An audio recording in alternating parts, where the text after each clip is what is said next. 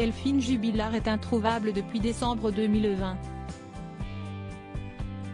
La jeune femme a disparu à Cagnac-les-Mines dans le Tarn, sans laisser de traces. Malgré des battues, de nombreuses recherches et une enquête qui se poursuit, aucun élément n'a permis de découvrir ce qui a pu lui arriver. Le principal suspect est Cédric Jubilard, son époux, qui a été mis en examen en juin 2021 et est incarcéré à la prison de Toulouse 16 depuis. Une nouvelle audience s'est tenue il y a quelques jours et le juge des libertés et de la détention a rendu son verdict ce lundi 13 juin. Il s'agit d'un nouveau coup dur pour me Jean-Baptiste Allary, me Emmanuel Franck et me Alexandre Martin puisque leur client reste en prison. Selon ses avocats, la justice estime qu'il reste des investigations à mener. Quelques heures plus tôt, me Emmanuel Franck avait évoqué la possibilité d'un refus de remise en liberté de son client. Si l'ordonnance nous est défavorable, nous en relèverons immédiatement appel et nous passerons devant la chambre de l'instruction, avait-elle affirmé avant d'ajouter « Je crois qu'il en sera de même si elle nous est favorable puisque dans ce cas-là c'est le parquet qui fera appel, donc concrètement nous nous retrouverons tous devant la chambre de l'instruction ». Les nouvelles investigations apporteront-elles des réponses? Le 9 juin dernier, une nouvelle audience a eu lieu au tribunal de Toulouse. Celle-ci avait beaucoup fait parler d'elle notamment puisque Cédric Jubilard avait été photographié par des journalistes présents.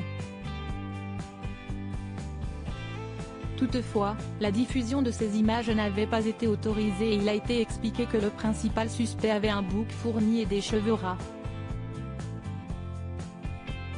Celle-ci était très importante pour l'époux de Delphine Jubilard qui ne cesse de clamer son innocence.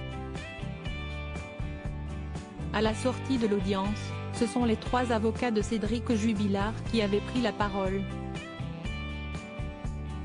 Me Alexandre Martin avait d'abord fait part de sa satisfaction d'avoir pu plaider longuement devant le magistrat qui a été extrêmement attentif. Un juge qui apporte un regard nouveau sur le dossier, avait-il expliqué avant d'ajouter, il a été attentif aux arguments de la défense. Selon me Jean-Baptiste Allary, l'accusation n'a pas changé de ligne mais ce qui a changé c'est que les arguments se sont éludés en bonne partie durant l'enquête. Certaines accusations se sont effacées elles-mêmes du dossier, avait-il affirmé. Les trois avocats étaient très confiants mais la justice en a décidé autrement et Cédric Jubilard n'est pour l'instant pas libéré. Cédric Jubilard, quel élément important ces avocats ont-ils mis en avant? Depuis juin 2021, Cédric Jubilard espère retrouver sa liberté. Ses avocats ont enchaîné les demandes de remise en liberté, toutes rejetées à ce jour.